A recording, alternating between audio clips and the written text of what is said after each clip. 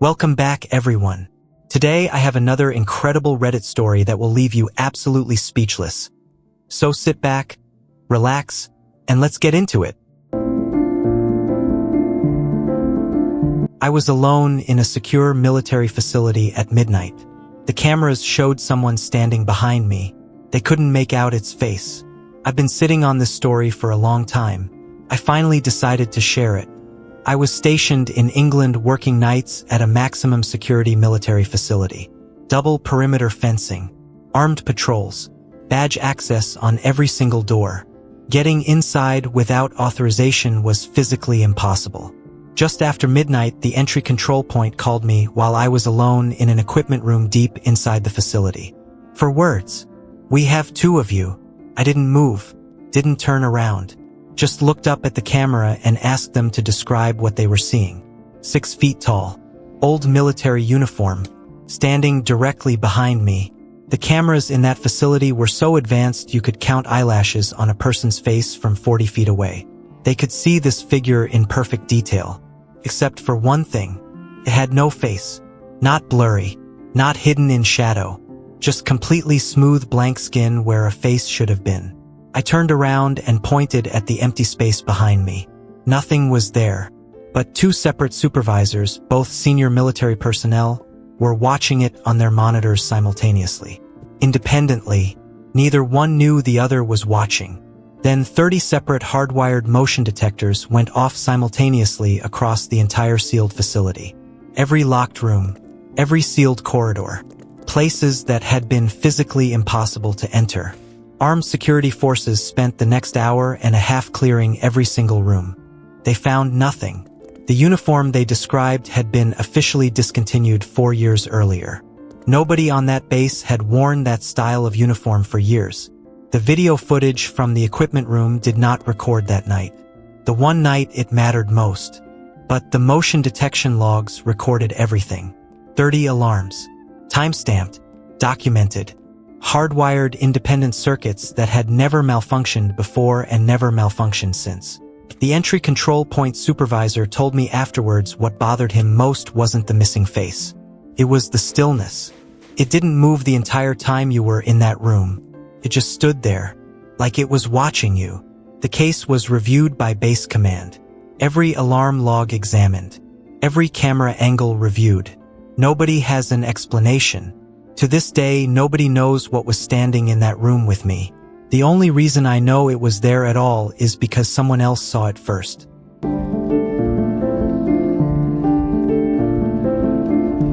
Can anybody tell me what this could be? It was a few years ago. I'm in my later teens now, but I was about 10 when it happened. Growing up, my parents had always been superstitious and believers of the paranormal. My father especially would tell me scary stories that he had experienced firsthand. He always warned me not to mess around with the unknown.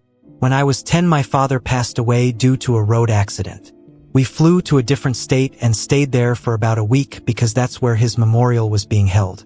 My Aunt Misty was a very spiritual person who believed in all types of things, and we saw her during the week of the memorial.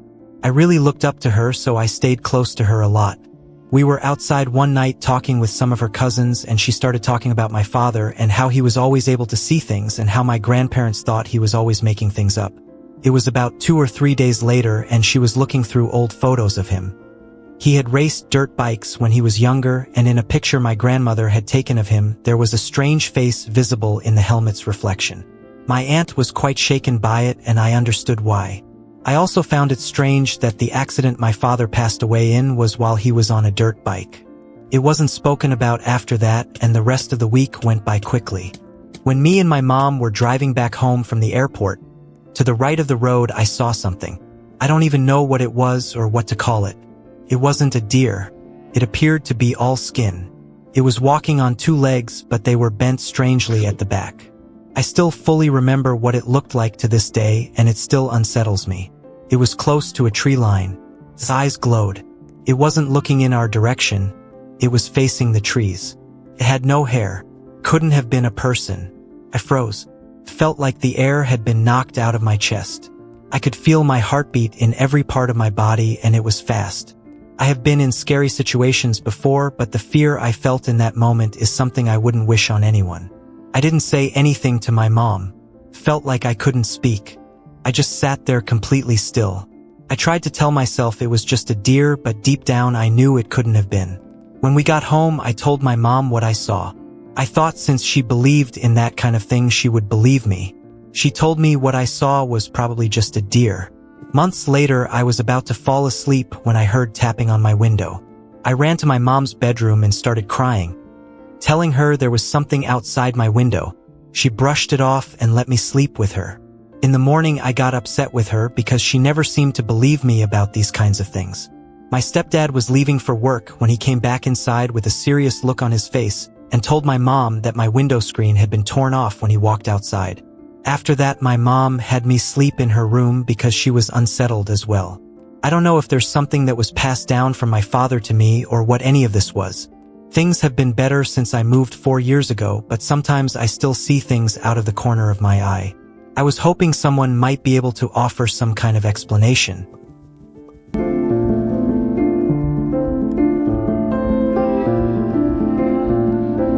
Alright, let's move on to the next story. My most terrifying real-life experience. I've never really told this story online because every time I think about it, I get the same uneasy feeling I had that night.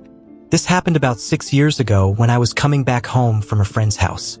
It was late, somewhere around 1 a.m., and I decided to take a shortcut through a quiet road that passed near a large field. I had walked that route dozens of times before, so I wasn't worried about it. The night was unusually silent. There were no cars, no dogs barking, not even the sound of insects. About halfway down the road, I noticed someone standing near the edge of the field. At first, I assumed it was just another person walking home. But as I got closer, I realized they weren't moving at all. They were just standing there, facing in my direction. Something about it felt wrong. I couldn't make out any details because it was dark, but I could tell the figure was unusually tall. I kept walking, trying not to stare. When I finally passed the spot where I had seen it, I glanced over. The figure was gone. I immediately stopped and looked around. There was nowhere it could have disappeared to in just a few seconds. The field was open for hundreds of feet and there were no trees or buildings nearby. I remember feeling a chill run through my body, but I convinced myself that I was tired and imagining things. Then I heard footsteps behind me. They weren't loud, but they were clear enough to hear on the empty road. I turned around expecting to see someone, but there was nobody there. The footsteps stopped the moment I turned. I stood still for a few seconds, listening. Nothing. As soon as I started walking again, the footsteps returned. This happened 3 times. Walk. Footsteps. Stop. Silence. At that point, I was genuinely scared. I pulled out my phone and turned on the flashlight. The road behind me was completely empty.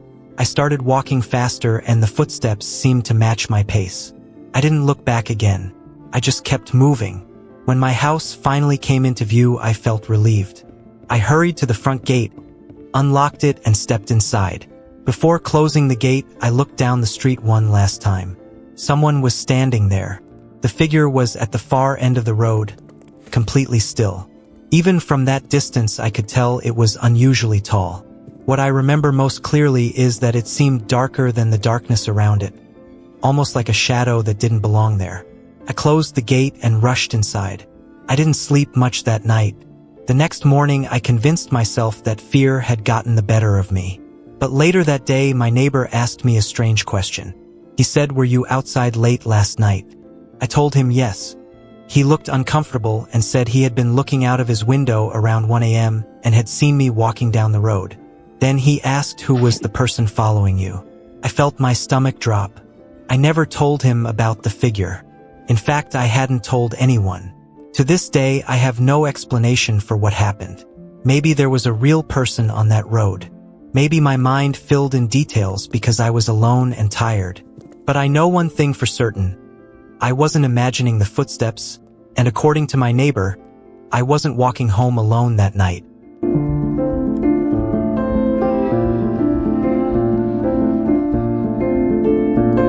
Little cousins, invisible friends.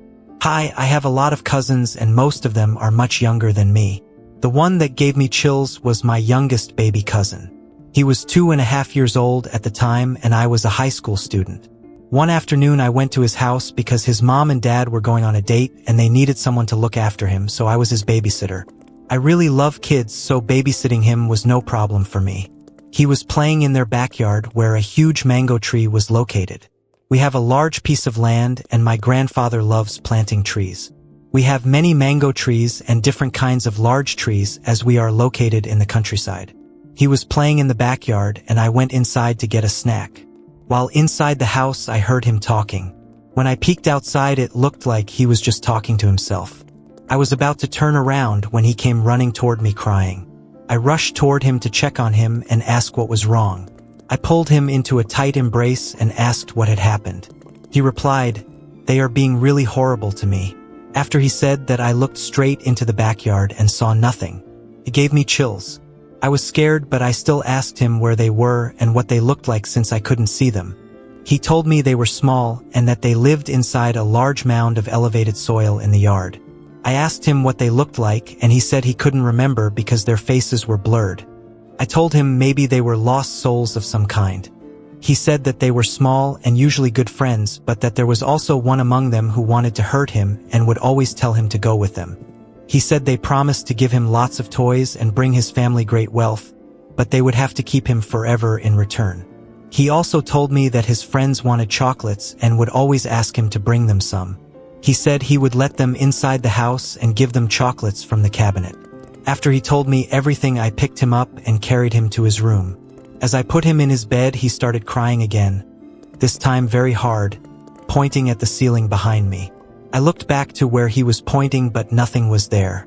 When I turned back to him, he was very pale, his lips almost white, and he kept repeating over and over, he's here, it's a monster." From that point, I called his mom and told her that her son was seeing things I couldn't see. His mother was shocked and afraid and told her son not to befriend them anymore. My aunt told me that the chocolates were kept in a cabinet that was much taller than him, yet he kept getting them. When she asked him how, he said that they were the ones getting the chocolates, not him. My aunt had known from early on that her son was seeing things only he could see. She had brushed it off thinking it was just a child's imagination. But not even a week after that incident, she had the mango tree and the elevated soil beside it removed. When the gardener destroyed the mound, they found nothing inside. No insects, no animals, nothing. Those small creatures are known as dwarfs according to my grandparents. They are said to be fallen beings that live among us. The concern is that they will persistently try to get you to go with them in exchange for bringing fortune to your family. My grandparents always warned us that some of these beings will try to take your spirit and keep you with them forever, like a trap. Now my cousin is in high school, and when I ask him about it, he says he can't remember anything.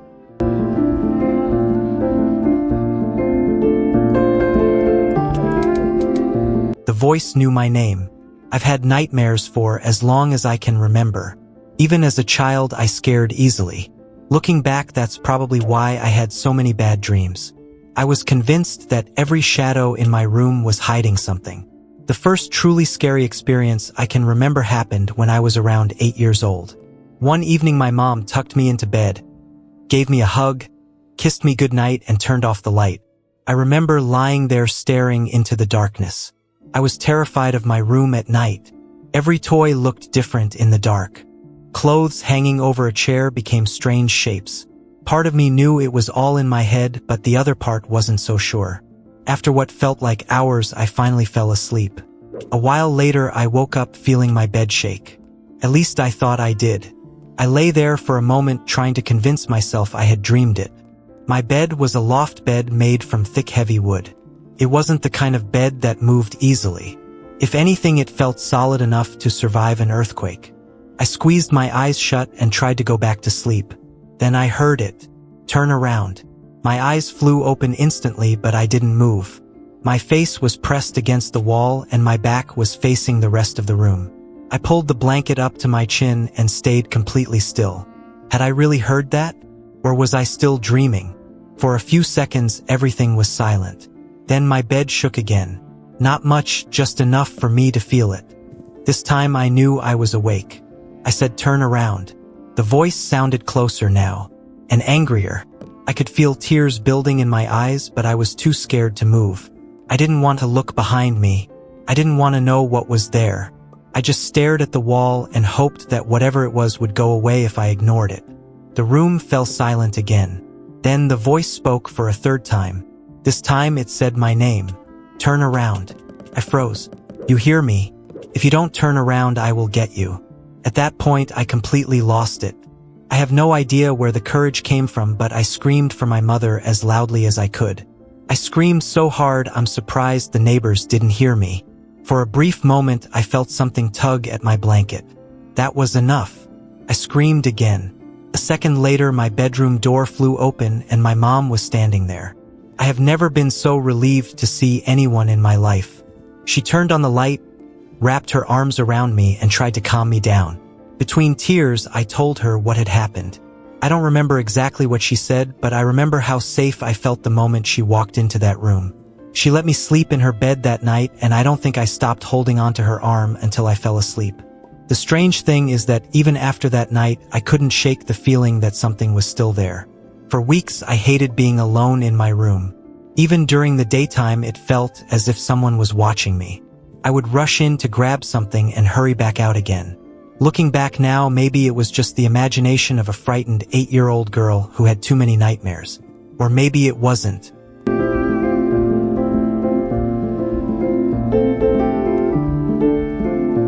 What I saw rise out of the grass still haunts me. This all started in 2019. I'm not sure what month it was, but I lived in Indianapolis and was in 6th grade at the time. One night, it was probably around 9 p.m., maybe a little earlier or later. For some reason, I decided to go for a walk. That was pretty normal for me. I did it all the time. I wasn't even scared because I never had a fear of the dark. I had no reason to be. I hadn't been walking for very long. I got onto my road, walked a little way down it, and turned onto another road that led to another road with a set of houses. While I was walking, I noticed some grass moving. The grass wasn't overgrown. Maybe just a few inches taller than a well-mowed lawn, but nothing unusual. Because it was dark, I thought it was probably a rabbit moving around in the grass. I looked closer because I wanted to get a better look at it. Then, out of nowhere, something stood up. It looked like it rose straight out of the ground. It was extremely tall and completely dark, almost pitch black. The only detail I could make out was what looked like a hat on its head. That's all I saw before I took off running down the road as fast as I could. I never looked back once. To this day, I still don't know what I saw. I've heard a few theories and seen a few things people think it could have been, but back then I wasn't into creepy stories or paranormal content at all. I honestly don't know what I saw that night, but I know I saw something.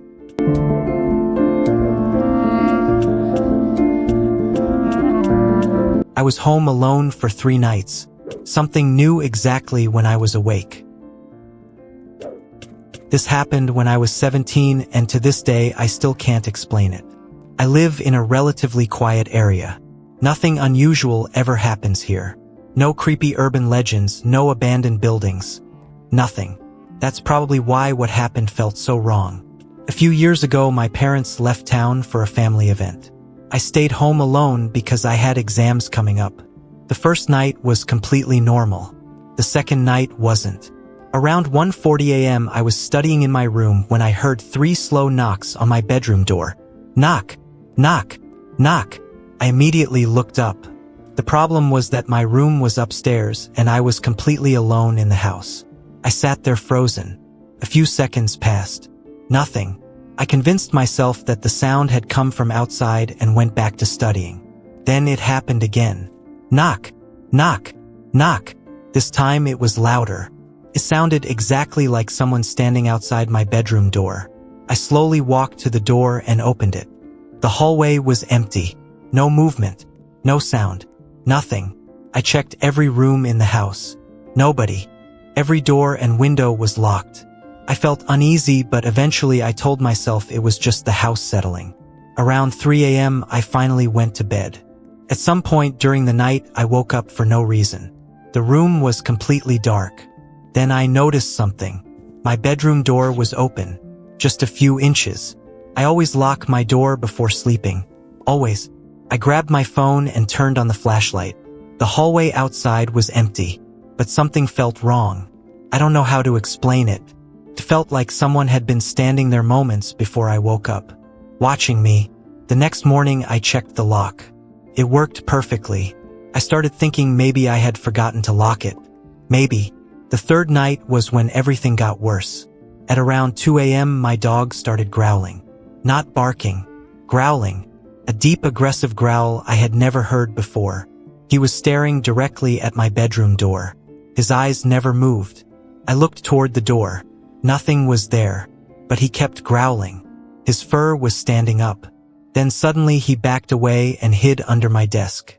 I had that dog for years. I had seen him around fireworks, thunderstorms, strangers. I had never seen him scared. Not once. About 10 minutes later I heard footsteps.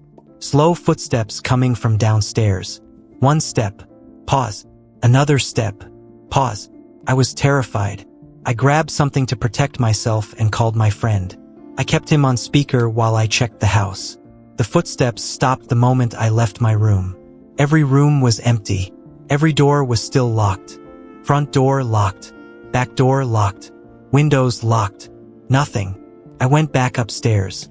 That's when I noticed something that made my stomach drop. My bedroom chair had moved. Not by a few inches. It was on the opposite side of the room. I know exactly where it had been because my backpack was hanging on it. The backpack was now lying on the floor. I didn't sleep that night. Back in 2018, my family had bought a house outside a rural village in the Irish Midlands. After 4 years of living here, my dad was planning to sell the house and move to the West Coast with his partner, whereas I planned to move back to my hometown in Yorkshire, England. In the summer of 2021, roughly towards the end of the pandemic, my dad and his partner had gone away for a few days to Galway on the other side of the country, so it was just me, my sister, and our dog at home. Waking up early one morning, my sister and I heard the sound of gushing water coming from somewhere in the house. After some investigating, we eventually found the source of the water was coming from the boiler, which was behind a wardrobe in my sister's room. For whatever reason, water was flowing out the boiler at a very rapid pace, and although I tried my best to stop it, there was still no sign that it would. Having no idea if the boiler was broken or even how to fix it, my sister and I quickly began to panic, because now, the water was moving into the living room and beginning to flood the house. Unable to solve the problem ourselves, we eventually called our dad and told him what happened. Thankfully, his partner knew of a plumber who lived fairly nearby, and so, she arranged for him to come and fix our boiler problem by the end of the day. By late evening, and after the house had been flooding for several hours, the plumber eventually came over to fix the boiler. However, when we brought him into my sister's room, after looking confused for a few seconds, the plumber then turns the handle on the side of the boiler anti-clockwise, and just like that, the water had stopped running. According to the plumber, someone had turned the handle completely loose on the side of this boiler, and that's why water was gushing out the way it was. Although my sister and I were incredibly relieved the house would no longer flood with water, we were now left just as confused. How could someone have turned the boiler's handle if it was just me and my sister in the house? Obviously, neither of us had done it. So, in that case, how on earth did the handle on the boiler become so loose? At the time, my sister and I joked there could be a ghost in our house, and that they tried flooding the place so my dad couldn't sell it. Neither of us really believed in the paranormal at the time. But when I think back on it now, how the heck could all of that have happened? Especially when my sister and I know for a fact no one tampered with that handle. Has anyone else ever had an experience like this?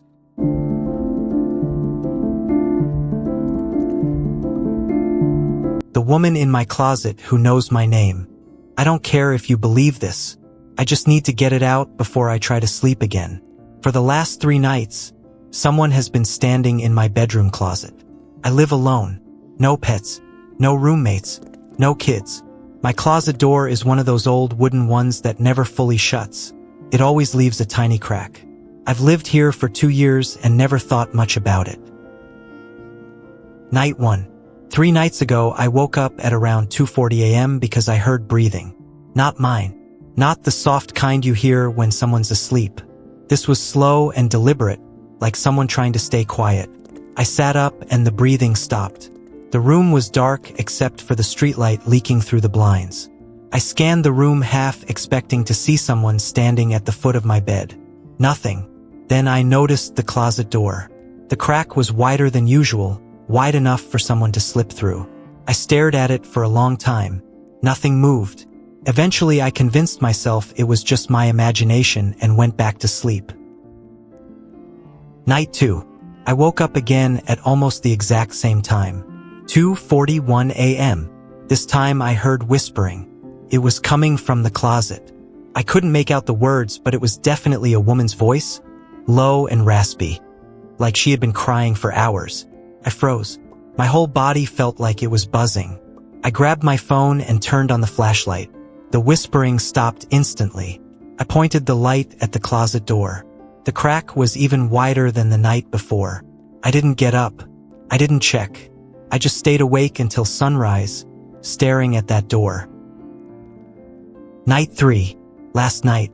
I didn't want to sleep, but exhaustion won. I woke up again at 2:40 a.m., like my body already knew. This time the closet door was fully open, and someone was standing inside. A woman, bare feet, long hair hanging over her face. Her head tilted at an unnatural angle like her neck couldn't support it. Couldn't breathe. I couldn't move. I couldn't even make a sound. She stepped out of the closet one slow foot at a time, and the air in the room got colder with every step. Then she said my name. Not whispered, not screamed, just said it, calmly, like she had been practicing. Maria. I've never told anyone about the dreams I've been having, the ones where someone calls my name from the dark. I always thought it was just sleep paralysis, but last night she walked right up to the side of my bed. I could see her face now, pale, sunken, eyes too wide, like she hadn't blinked in days. She leaned down until her mouth was next to my ear, and she said, "Stop closing the door. I can't see you when you do that." I must have passed out because the next thing I remember is waking up to sunlight. The closet door was open again. I know I should leave. I know I should call someone, but I'm writing this from my bed and the sun is starting to set. The closet door is closed right now, and I can hear her breathing behind it.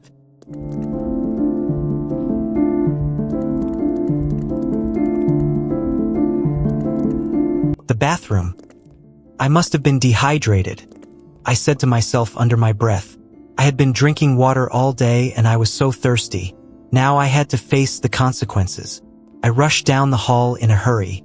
Then that thing happened, you know, the one when you have been holding it for a while and the urgency suddenly lowers. I still needed to go pretty badly, but not as badly as before. I slowed down. Then I saw him. A man in the hallway facing me. Wait, never mind, it was just his silhouette. The outline made it look like he was facing me. He was walking very slowly and hunched over. I was still pretty far away, so I couldn't see him clearly yet. I kept walking. I was grateful that thing had happened, or else I would have been in serious trouble. Footstep after footstep, I got close enough to get a better look at the man. He appeared to have some difficulty walking and was using some kind of mobility aid. Then it hit me, the big realization. He was heading to the same place I was heading. The bathroom. Panicked. I did the math. He was in front of me. The right thing to do would be to let him go ahead of me. But then again, he would likely take quite a while in there. I chuckled to myself. How do I always get myself into these situations? But the laughing time was over. I needed to make a decision. I pondered for a moment, and then another moment. I made my decision. I was going in. I started to pick up my pace. I got alongside him. I didn't dare look at him. I rushed past and went straight into the bathroom, closing the door behind me. Relief. I took care of business. It felt good to finally go, though not quite as urgent as it would have been earlier thanks to that thing that happens when you hold it for a while. I washed my hands quickly but thoroughly. Then I went to dry my hands. No paper towels. I took a breath. No time to overthink it.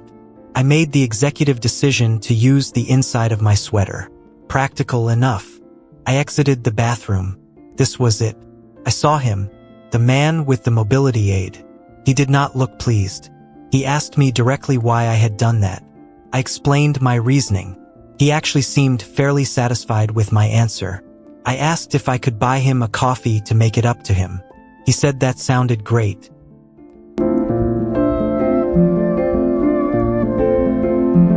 Willow, wisp. I'm having a good time sharing stories here, so here's another interesting one. Scary in a quiet and unsettling kind of way. When I was 22 in 2018, I started dating a really sweet guy, let's call him Mark, from Macon, Georgia. He was a Southern dream, curly hair, played football in his high school days, loved his mom, and was full of energy. We were total opposites. I was a shy writer who loved anything mysterious and spent most of my free time listening to creepy podcasts and haunting bookstores. Well, Mark wanted to impress me.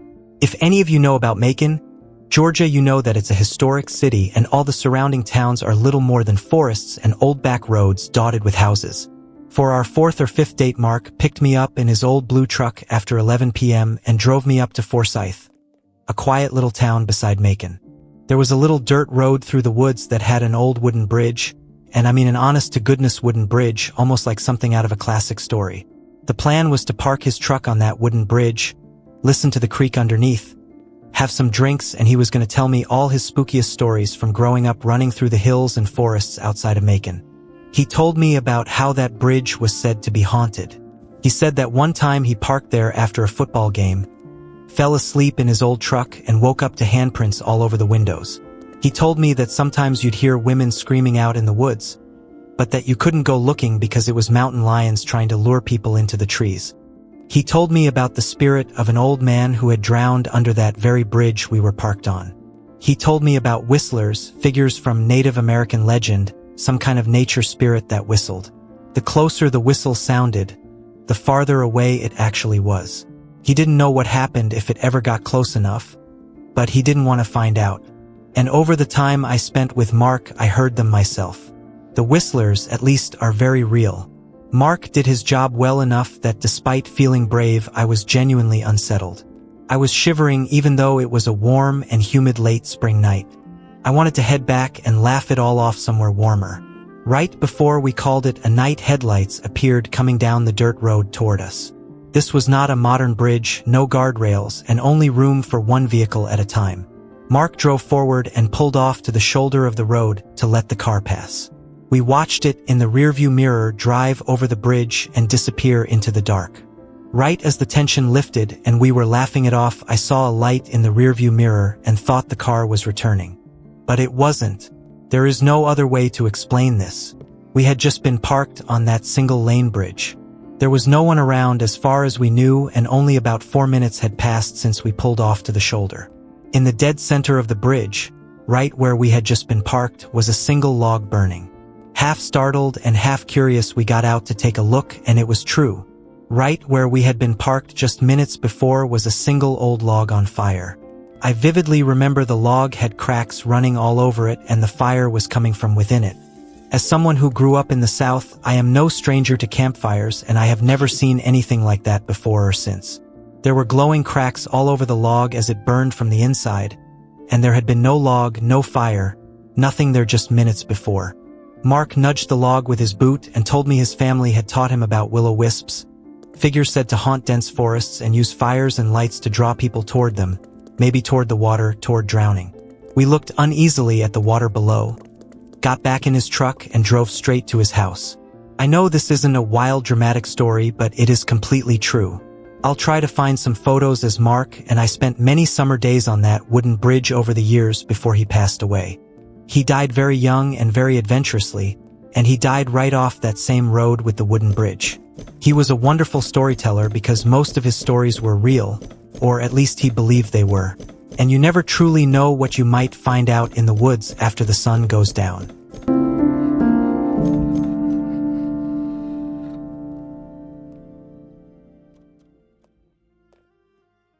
I hope you like what I do. Let's go with the last little story. The strangest experience of my life happened on my birthday. I live in Switzerland and I turned 17 last week. My family came over to celebrate my birthday in our backyard. We had a barbecue and everything was going perfectly. That day was also a big football match. Since I play football myself, I left in the late afternoon to watch the game with some friends. I arrived a little late because I had to say goodbye to my family first. When I got to my friend's house, there were around 10 of us. We watched the match and everything went well. Later in the evening, we started discussing what we wanted to do for the rest of the night. In this group, I have a best friend I've known since we were little kids. We're basically inseparable. If one of us doesn't want to do something, the other usually doesn't either. The group wanted to go to a festival party that would continue into a nightclub afterward. For some reason, neither my best friend nor I wanted to go. Our friends left and we decided to spend the evening together instead. Around midnight, we got seriously hungry.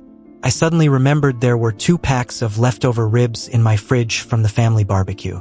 The problem was that neither of us could cook them at home because our parents were asleep.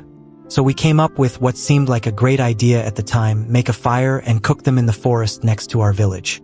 As we walked toward the forest, I already felt a little uneasy. At the entrance, there's a small cabin and something just felt off. We kept going, found a spot and started collecting branches for the fire. Then suddenly we saw a man. He was fairly short and wearing a hoodie.